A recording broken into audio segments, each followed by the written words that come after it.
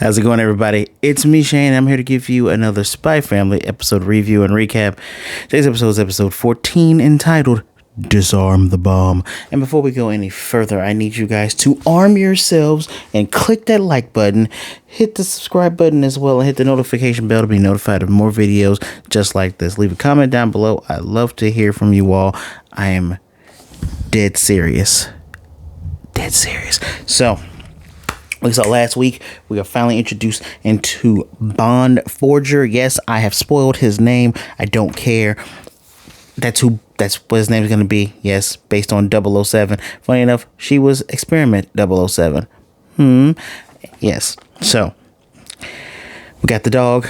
We have the bad guys. The dude who looks like Sasuke or slash the brother with the black hair from Black Clover, who's brother of Asta.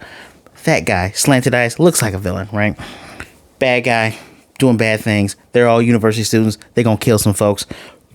Or kill the foreign minister to start a war. The last thing that happened, Yor came in and bounced that dude like he was a pinball. Just MVC kicked his ass. And now we catch up right here. She's ready to whoop on this dude, and the guy tries to send that same German Shepherd at her. Anya's crying, right? Anya's crying like she was so scared. When a dog comes to bark at her, she growls at it and makes it run away. And dude's trying to run. He's like, all right, there's more people showing up. I gotta run. When BORF, I'm gonna call him BORF. When BORF doesn't leave, when he tells him, he kicks him and then he runs. Anya, checks on BORF. And Yor's like, calls him a puppy. Obviously an old dog, and she calls him a puppy. That's one of the most realistic things from an anime. And so she was going to chase after him, but she's like, I can't leave Anya alone. Halfway kind of wish she did actually chase him. If she would have actually chased him and kicked his ass, this would have solved a lot. Like, this stuff would have been wrapped up easy peasy lemon squeezy. So Anya tells her, about the bombs and everything, and she checks BORF and like, okay, no bombs on him. And Anya looks so tearful and apologizes, says, I'm so sorry for running out without any permission. Of course, Yor has that little soft smile. She comes down and hugs her tightly and is glad that she's okay. I'll give you a stern talking to at home later. BORF happily BORFs.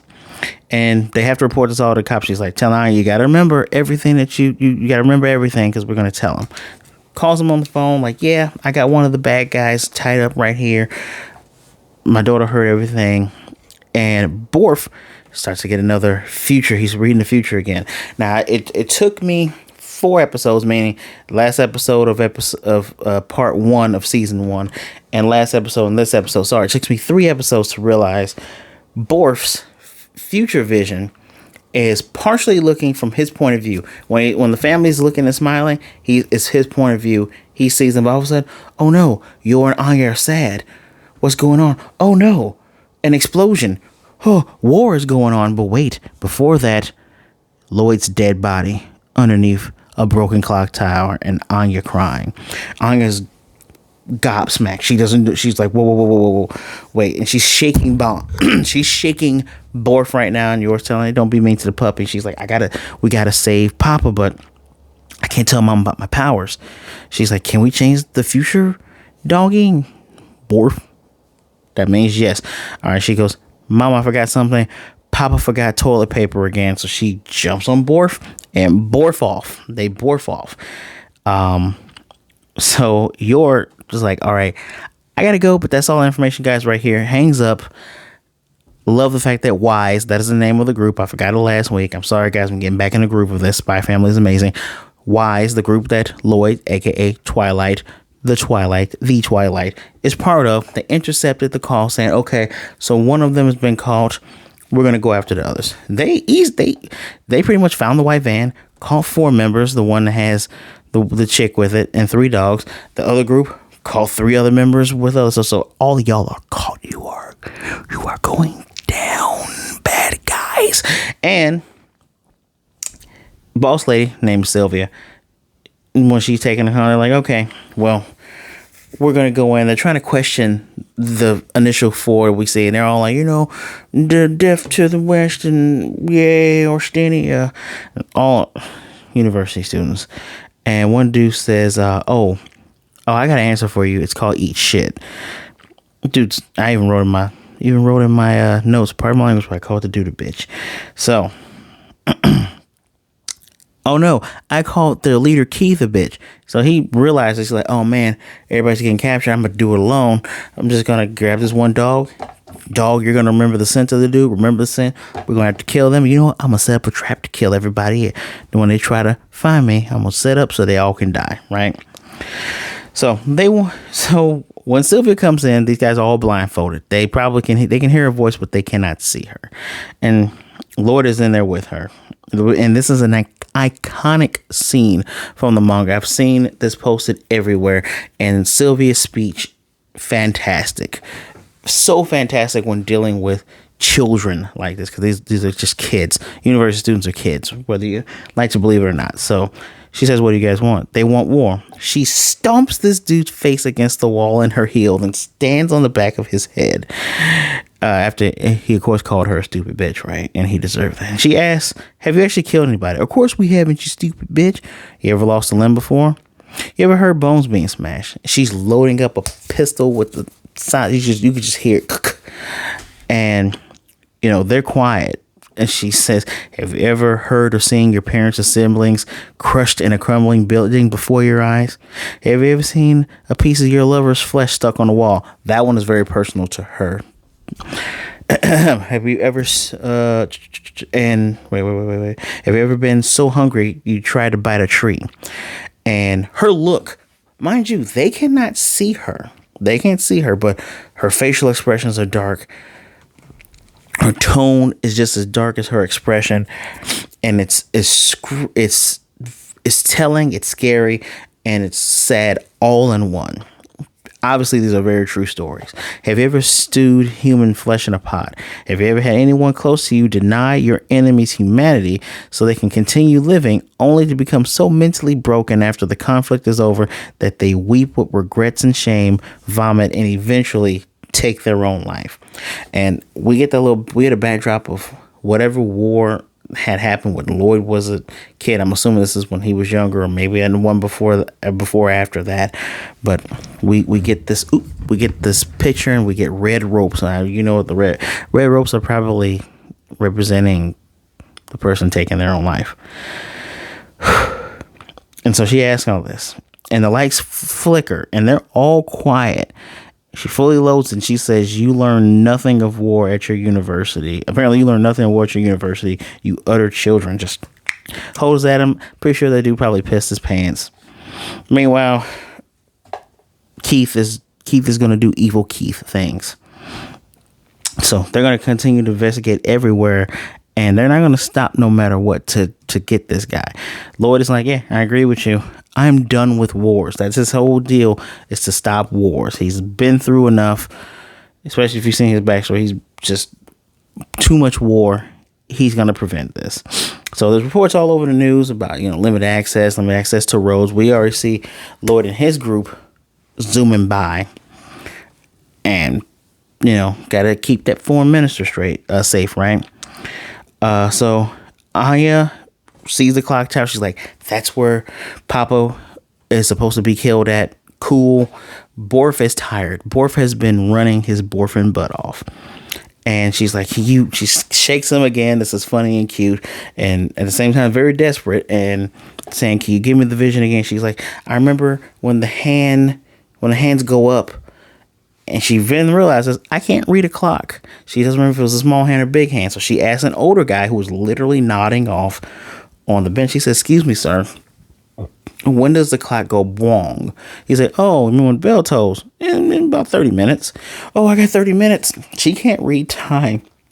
So when she sees that the small hand went from 6 to 7, she's like, oh no, we only have 7 minutes. And it's like, no, but I'm glad you have a sense of urgency.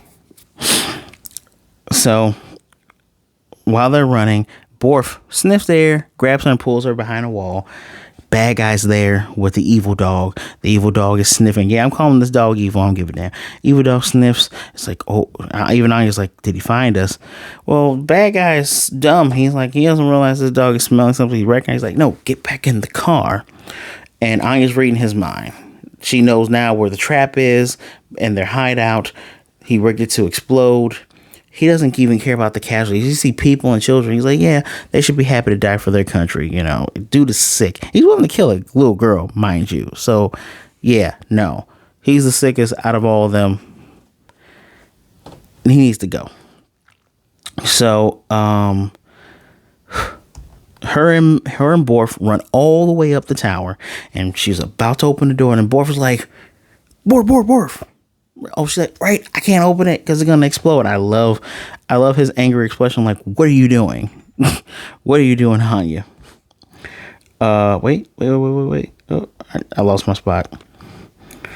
So she goes, oh, there's a little window here, which there is a tiny little wooden window there. Doggy can't get me through. He easily just bumps her into the room. There's the bomb. She puts on her gloves and she's like, I'm gonna disarm this bomb. Don't know how to disarm a bomb. Well, let's look for the blue and red wires, because from her show, those are what, the red wires is really important. Oh, no, they're all black. And now she's thinking, oh, my goodness, if Papa dies, I'm going to be all alone and war's going to happen. And so she's looking around, sees a bottle of ketchup. Somehow she manages to get herself out of the room and streams across the wall, do not enter, in blood. She tries to make them think it's blood, but do not enter. And the crazy thing is she doesn't want she doesn't want to reveal her powers. She can't stay there and be like, hey, don't get in. Well, how'd you know about this? Right? So she does this. Loid and his crew arrive, and on that wall, and they can smell the ketchup, and the dumbass, the older guy who's a dumbass, goes, oh, it's probably just an eggplant in there. Let's just go on through here. And Loid is reaching for that door handle. He's just like, let's just go. And Anya's outside with BORF, waiting on bated breath. It gets to be 6 o'clock on the dot. The bell tolls once, twice, 3 times. No explosion. And she reads Doggy's mind. Doggy sees the future. Loid is back in the picture. They have won. One of the coolest visuals. And you see Twilight holding his wrist, like as if he's stopping himself, goes, something about this doesn't feel right. And I love that he trusts his instincts. So when you're like, nah, this could be a warning. Hold on a second. Gets a broken mirror, checks that little window. Hey, there's a bomb in there. This would have gone off. And dumbass guy, he gets to be called dumbass because he's a dummy. He's oh, I guess it wasn't an eggplant. He's going to show how much of a dumbass he is later. Just useless. And I'm thinking to myself, I even wrote in my notes, well, no shit, it's a warning. Literally, strung across the wall, where Anya tries to make you think it's blood, but it's in ketchup. Or at least maybe she did with her imagination and trying to help, but literally a warning. And BORF did lick her cheek to get the rest of the ketchup off. And they're like, I wonder who put this here. It's like, we don't have time to ponder that because the secret police they can easily identify the secret police. So, all right. So, secret police on their way. We got to go. Now they're like, man, this dude is now gone. He's in the wind. And Loid goes, no, he's desperate. He's by himself. He wants his mission to succeed. So they do. This probably worked a lot better in the manga. But because it's auditory, we can hear it. This is what ends up happening. The guy's talking about wise. He's like, oh, they're supposed to take care of this. Why is everybody making a big deal? And his assistant like, well, because of all the terrorist attacks. We even see Yor's little brother Yuri from Secret Police outside. They're ready to escort this guy. And now there's a knock on the door. It's our boy Loid. We don't see him, but we hear him. He's like, I'm here from intelligence. Let me help you out here. So now the minister comes outside, looks left, looks right. You know what? I'm going to drive myself. And everyone's like, wait, what are you doing? Jumps in the car, drives off. Dude drives off behind him. Keith and his evil dog. He's using the dog's nose to follow him and follow him around. I love the fact that the minister is now naked because Loid took his clothes because he's following the scent. He needs his scent on him. And Sylvia says, well, just go to the thing. By the way, do our country proud and put on some clothes. I love that she's such a smart ass. And he's so mad about his clothing being taken.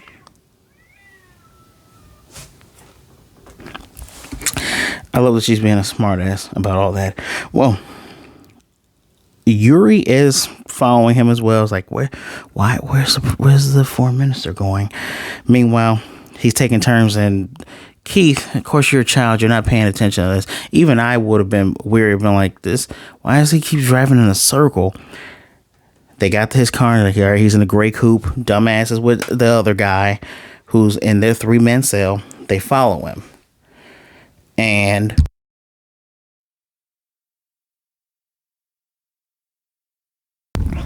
excuse me. And as they follow him, they drive right alongside of him. Dude doesn't realize. Ping, ping, silencer, ping. I thought they shot him. I'm like, yeah, you got him. No, dude ducked down. Dumbass has a bad shot. He has a frag grenade. Throws it at him. He's like, hey, slow down. No. Kaboom. Faceless guy that's with them is knocked out. He's calling Twilight, calling Loid on the thing because he has the other radio right beside him. And say, hey, he's on your way. He got us, blah, blah, blah, blah. Loid already got out of the car and starts running. Makes sure he sees him running like an old man. Sticks the dog on him. And now he's following. He's following side by side with him. And Loid takes his gun out.